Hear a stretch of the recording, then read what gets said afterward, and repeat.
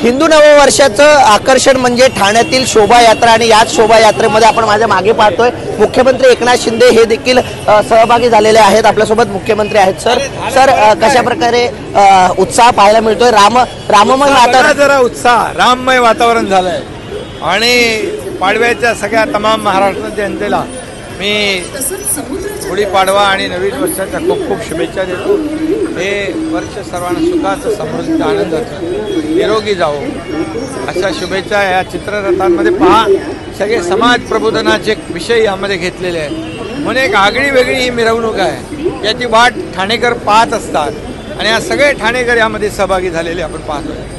Sir एकंदरीत सगळेजण विचारतात 31 डिसेंबरला काय संकल्प आहे, मात्र हिंदू नववर्ष आजपासून सुरू होत आहे। मुख्यमंत्र्यांचा नेमका संकल्प काय असणार? या राज्यात आणि देशामध्ये चौफेर विकास, डेव्हलपमेंट आणि सण उत्सव मोकळ्या मनाने मोकळा श्वास घेऊन साजरे झाले पाहिजे।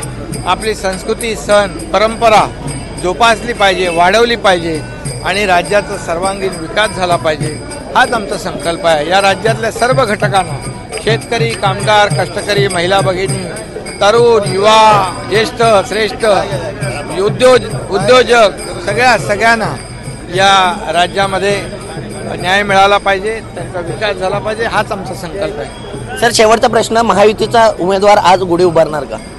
महायुतीचे उमेदवार महाराष्ट्रातले अनेक ठिकाणी अद्याप एक करून जाहीर होत आहेत। लवकरच सगळे उमेदवार जाहीर होतील।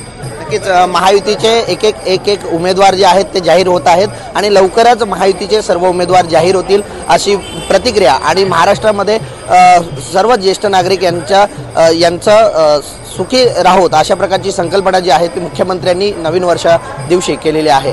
कुणाल बोईटे, जय महाराष्ट्र न्यूज, ठाणे।